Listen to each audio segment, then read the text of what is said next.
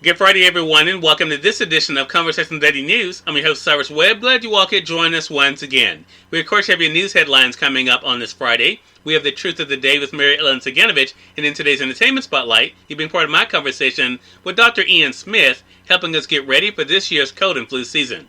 Enjoy today's program. For Conversation Daily News, I'm Cyrus Webb with your Friday headlines.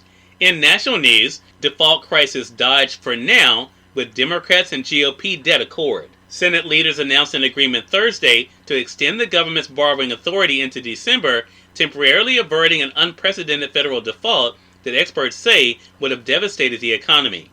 Our hope is to get this done as soon as today, Senate Majority Leader Chuck Schumer declared. Republican leader Mitch McConnell said the Senate is moving forward. In their agreement, the Republican and Democratic leaders edged back from a perilous standoff over lifting the nation's borrowing cap, with Democratic senators accepting an offer from McConnell. McConnell made the GOP offer a day earlier, just before his Republicans were prepared to block longer-term legislation to suspend the debt limit, and as President Joe Biden and business leaders ramped up their concerns that a default would disrupt government payments to millions of people and throw the nation into a recession. For the moment, Biden wouldn't say whether he'd sign a short-term extension, telling reporters during a visit to Chicago, "We gotta see if the deal is done. I'm not sure of that yet." But the White House signaled the president's support, with Principal Deputy Press Secretary Karine Jean-Pierre calling it a positive step, even as she assailed Republicans for blocking Democratic efforts. "It gives us some breathing room from the catastrophic default we were approaching because of Senator McConnell's decision to play politics with our economy," she told reporters. Wall Street continued to rally on the news. The agreement sets the stage for a sequel of sorts in December, when Congress will again face pressing deadlines to fund the government and raise the debt limit before heading home for the holidays. The agreement will allow for raising the debt ceiling by about $480 billion, according to a Senate aide familiar with the negotiations, who spoke on condition of anonymity to discuss it.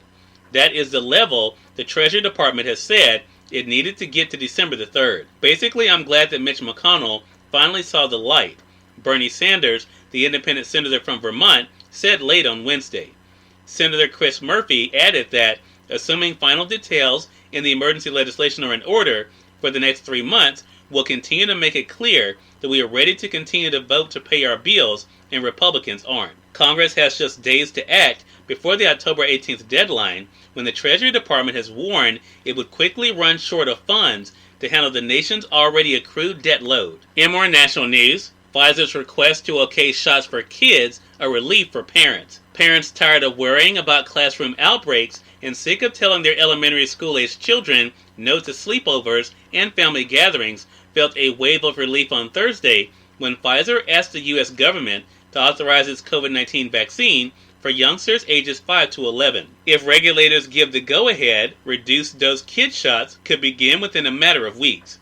That could bring many families a step closer to being done with remote learning, virus scares, and repeated school shutdowns and quarantines. Expanding vaccine availability to roughly 28 million more U.S. children is seen as another milestone in the fight against the virus, and comes amid an alarming rise in serious infections in youngsters because of the extra contagious Delta variant. In more national news, small crack in pipeline may have delayed oil spill detection. Video of the ruptured pipeline that spilled tens of thousands of gallons of crude oil off Southern California shows a thin crack along the top of the pipe that could indicate a slow leak that initially was difficult to detect, experts said on Thursday. The 13-inch long narrow gash could explain why signs of an oil slick were seen Friday night, but the spill eluded detection by the pipeline operator until Saturday morning. In business news, U.S. jobless claims fall to 326,000, first drop in 4 weeks.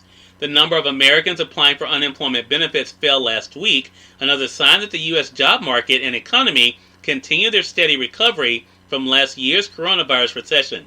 Unemployment claims fell by 38,000 to 326,000, the first drop in 4 weeks, the Labor Department said on Thursday.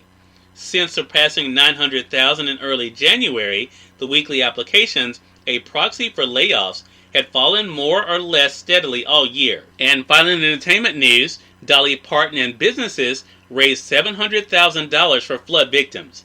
country star Dolly Parton and her Smoky Mountain businesses have raised $700,000 to help residents impacted by the catastrophic flooding in Middle Tennessee. According to a Wednesday news release, Parton chose United Way of Humphreys County to receive and distribute the donation at the suggestion of her friend and fellow country music legend Loretta Lynn. Cyrus Webb, Conversations Daily News. It's now time for the Truth of the Day with Mary Ellen Ciganovich. Mary Ellen, take it away. Hi, this is Mary Ellen with your Truth of the Day. Connect to the stream of timeless wisdom. As you heighten your intuition, you become spiritual center. A good way to begin this is to find a quiet place to be alone and release all thoughts from your mind. Imagine reaching deep inside yourself to tap into the intelligent wisdom within your core, within your soul. As you strengthen your awareness to this connection, the universal wisdom will open your mind and enhance your intuitive sensitivity. You might often forget that your level of knowledge is not limited to your physical body, because you are actually a spiritual being.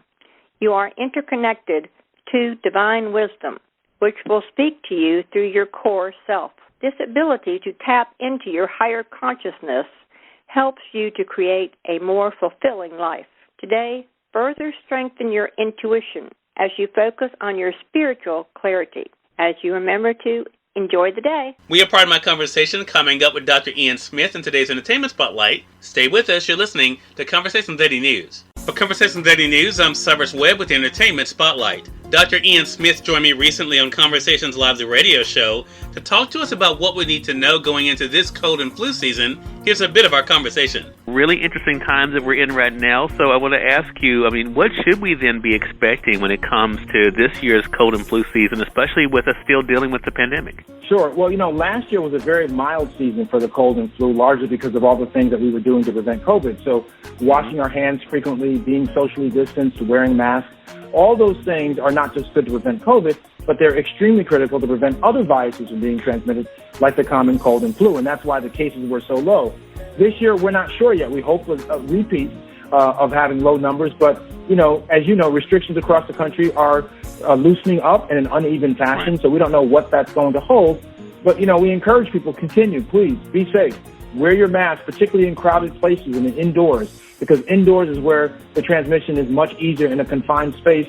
And also, washing your hands, sanitizing your hands, and public services, that's also important. So we want people to do those things, and if they do them, hopefully we'll have another mild season. Yeah, that would be nice to hear. Well, one of the things that a lot of people have been doing, because they've been trying to kind of stay close to home, Dr. Ian, is using more over-the-counter remedies when it comes to different things. How can those help them this year when it comes to not only cold and flu, but also chest congestion? Well, people have to understand that there's no cure for the common cold or flu or any of the coronaviruses for that matter, but over-the-counter medications can help with the symptoms. And I say to people all the time, you should have something in your medicine cabinet ahead of time and not wait until last minute when you really need it and you have to run out to the store to get it.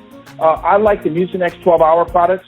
They have this line that includes Mucinex DM, which is very good at thinning and loosening the mucus, and also can control your cough, wet and dry cough, for up to 12 hours. Then there's also Mucinex extended release tablets. Those are also great at thinning and loosening the mucus that can relieve chest congestion. Cyrus Webb, Conversations Daily News. We thank you all for tuning in to this edition of Conversations Daily News. We'll be back to you guys on Monday with more news, Truth of the Day with Mary Ellen Ciganovich, and of course your Entertainment Spotlight.